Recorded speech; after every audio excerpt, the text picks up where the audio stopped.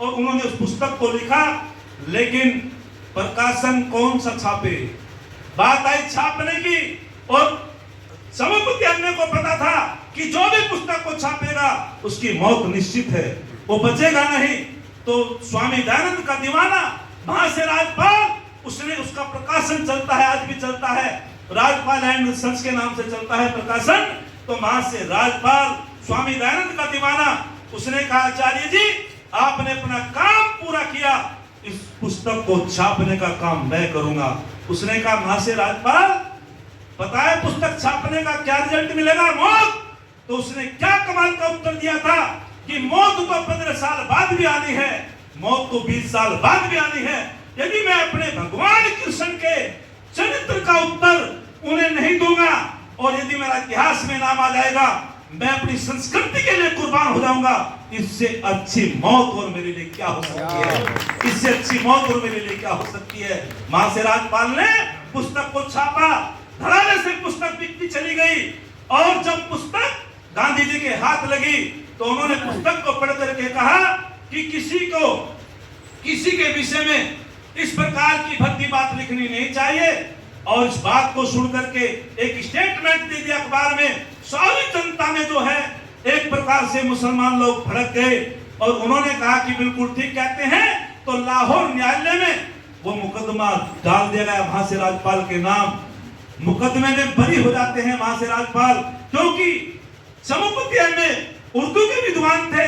उन्होंने प्रमाण देने करके वहां 4 मौलवी बुलाए गए और उनसे पूछा जज साहब ने, क्या इस पुस्तक में कुरान से कोई अलग बात है क्या कोई झूठी बात का प्रमाण दिया है? तो तब कहते हैं मौलवी साहब कि इस पुस्तक में एक भी गलत बात नहीं है, सारी बात जो कुरान में लिखी हुई है वे बातें हैं। तो बरी हो जाते हैं। लेकिन फिर स्टेटमेंट देते हैं गांधी जी कि यदि न्यायालय न्याय करने में सक्षम नहीं तो अपने हाथ से न्याय कर देना चाहिए। इल्मुद्दीन नाम का एक 19 वर्ष का एक लड़का था और उसने 4-5 हमले करे, लेकिन 5वें हमले में वो कामयाब हो गया। मोहम्मद इल्मुद्दीन ने उनकी हत्या कर दी वहां से राजपाल की। आर्य समाज को गाली देने वालों, जरा इतिहास को पढ़ो। जहां भी हमारे भगवान कृष्ण पे दोष आरोपित किए गए, जब भी हमारे भगवान राम पे दोष आरोपित किए गए, ये आर्य समाज सीना खोल करके अड़ गया। इसने अपनी कुर्बानी दी है, इसने अपनी शहादतें दी है, तब जाकर के देश बचा, तब जाकर के संस्कृति बची है। हमें चिंतन करना चाहिए, मंथन करना चाहिए। आज जरूरत है आर्य समाज की। 2 प्रकार के दल, एक नरम दल है, एक गर्म दल है। मैं आपसे पूछना चाहता हूं, इन दोनों दलों के गुरु कौन है? इन दोनों दलों के एक प्रेरणा देने वाले कौन है? नरम दल के नेता किसको माना जाता है? बोलो। गांधी जी को। गांधी जी के गुरु कौन थे? गांधी जी के गुरु थे गोपाल कृष्ण गोखले। गोपाल कृष्ण की पूजा होती है। जब स्वामी दयानंद को पता चला, ऋषि दयानंद को जब पता चला, उन्होंने उसे सूचना भिजवाई कि मेरे से शास्त्रार्थ कर लेगा। न तस्य प्रतिमास्ति, वेदों में कहीं मूर्ति पूजा नहीं है। परमपिता परमात्मा निराकार है। मैं दावे के साथ कहना चाहता हूं, मेरे सामने आए, कमल नयन और शास्त्रार्थ करे। जब कमल नयन को पता चला कि दयानंद नाम का ऋषि तो यहां भी आ गया, वो कांपने लगा कि मैं क्या प्रमाण दूंगा। और उसने एक बात कह दी, हिम्मत तो पड़ी नहीं सामने आने की ऋषि के, लेकिन एक बात कह दी कि यदि ऋषि दयानंद का मैं मुख देखने नहीं चाहता हूं तो नास्तिक है। तो ऋषि दयानंद ने एक बात कही कि मुख देखने की कोई बात नहीं, कमरे के एक कोने में वो बैठ जाएगा, कमरे के दूसरे कोने में मैं बैठ जाऊंगा, बीच में पर्दा डाल लेंगे। बात तो सिद्धांत की है, दूध का दूध और पानी का पानी होना चाहिए। इसलिए दयानंद को जाता है। जब ऋषि दयानंद वो फंस गया और जब वो तिथि निश्चित हुई, आचार्य कमल नयन को बुलाया गया और बड़ी बड़ी जगह सूचना दे दी गई। तो वहां एक विलक्षण शक्ति का भी परिचय होता है। किसका परिचय होता है? तो उस शास्त्रार्थ को सुनने के लिए श्याम जी कृष्ण वर्मा भी आते हैं। और श्याम जी कृष्ण वर्मा आकर के ऋषि दयानंद को पहली बार देखते हैं।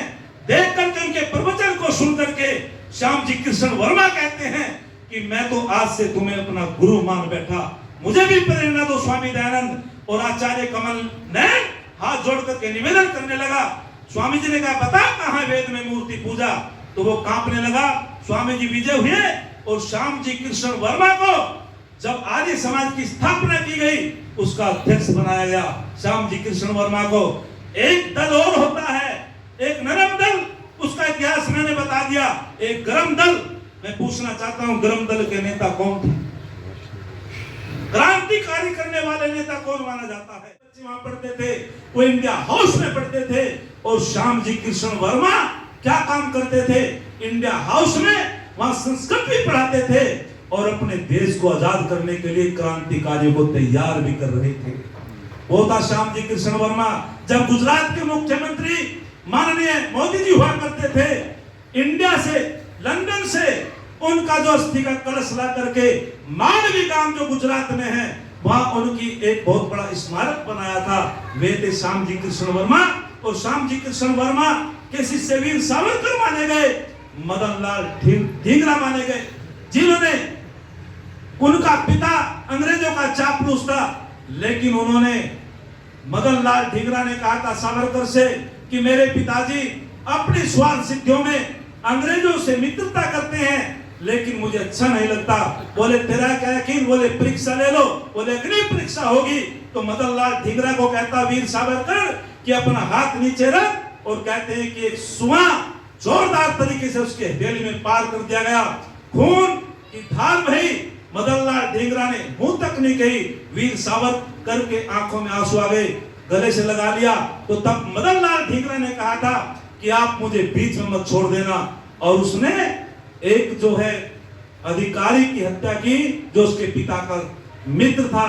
समय इजाजत नहीं देता, क्योंकि समय की एक मर्यादा होती है।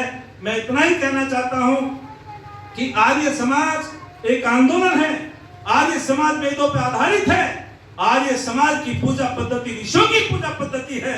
हम सभी आर्य समाज की तरफ आए, वेदों की तरफ लौटे, स्वामी दयानंद को समझे। कभी 1 घंटे का समय मिलेगा, इस इतिहास को पूर्ण कर दूंगा, क्योंकि समय का अतिक्रमण करना ठीक नहीं। वो तो मोनी जी ने मुझे समय नहीं दिया, लेकिन मैं फिर भी समझ रहा हूं ये दोनों दलों के प्रेरणा देने वाले ऋषि दयानंद थे। दोनों दल वहां से निकले थे, चाहे नरम दल हो चाहे गर्म दल हो। और स्वामी दयानंद ने ही कहा था सबसे पहले कि विदेशियों का राज कभी हितकर नहीं होता, अपना ही राज हितकर होता है। तो मैं एक छंद कह करके अपनी वाणी को विराम देता हूं। और एक उदाहरण में राम जी का भी देता हूं। हमारे बागपत में एक गांव था, तो माधवाचार्य और मौलवियों का संवाद हुआ। तो मौलवियों ने निरुत्तर कर दिया माधवाचार्य को। जब वे बिल्कुल निरुत्तर हो गए तो स्वामी अमर स्वामी जी के पास पहुंचे, कहने लगे जी हमारा तो पक्ष गिर गया, सारे हिंदुओं के कथावाचक नतमस्तक हो गए, मौलवियों का पक्ष बहुत बड़ा हो गया है, हम हारने वाले हैं। अमर स्वामी ने कहा वैसे तो हमारी बुराई करते हो, जब रास्ता बंद हो जाता है तो हमें याद करते हो, पर चलो आप हमारे भाई हो। अमर स्वामी जी और मौलवियों का जब संवाद होता है, अमर स्वामी जी ने उनको निरुत्तर कर दिया, भाग गए वहां से। लेकिन माधवाचार्य अमर स्वामी जी लड़ने लगा। राणा जी माधवाचार्य कहने लगा भाई हमारा तुम्हारा क्या झगड़ा? बोले हम राम को मानते हैं। अमर स्वामी जी ने कहा हम भी राम को मानते हैं। बोले तुम नहीं मानते? बोले हम तो मानते हैं। बोले तुम नहीं मानते, हम मानते हैं। तो माधवाचार्य को अमर स्वामी ने कहा अच्छा यूं बताओ, क्या राम ने सबरी के झूठे बेर खाए थे? बोले पक्का। लिख के दे दोगे? बोले लिख के दे देंगे। उन्होंने कहा ठीक है लिख के दो।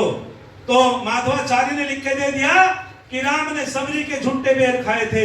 उन्होंने कहा बहुत बढ़िया, क्या राम जातिवाद का नारा लगाता था? बोले बिल्कुल नहीं। क्या राम सबसे प्यार करता था, सबको एक समान मानता था? बोले एक समान मानता था। क्या सबरी शुद्रा थी? बोले शुद्रा थी। तो उन्होंने कहा यहाँ कोई हरिजन का बच्चा हो तो खड़ा हो जाओ। एक हरिजन का बच्चा खड़ा हो गया। बोले बेटा अपने घर से 1 लोटा दूध का भर के ला और माधवाचार्य को पिला। वो हरिजन का बालक 1 लोटा दूध का भर के ले आता है, और जब माधवाचार्य के सम्मुख किया तो माधवाचार्य ने कहा कि सुनो अमर स्वामी जी, मैं अपना धर्म भ्रष्ट नहीं कर सकता, मैं हरिजन के घर का दूध पी लूं। तो अमर स्वामी जी ने कहा एक तरफ तो प्रचार करते हो कि राम ने सबरी के झूठे बेर खाए, और एक तरफ तुम अपने भाइयों के घर का दूध नहीं पी सकते, तुम कैसे राम के भक्त हो, तुम कैसे राम के अनुयायी हो, तुम कैसे राम को मानने वाले हो। और वो गटागट जब दूध का लोटा लिया, अमर स्वामी जी पी गए और तब कहा था माधवाचार्य ने कि सबरी के झूठे बेर नहीं खाए थे राम ने, ये सिद्धांत के विरुद्ध है। वो सबरी उन बेरियों पर जा करके चकचकती थी बेरों को, जो बेर मीठे होते थे उनको अलग कर लिया था और वे राम को खिलाए थे, क्योंकि शास्त्रों में झूठा खिलाना भी पाप है और झूठा खाना भी बोलो पाप है। ये सब भ्रमित करने की बात थी।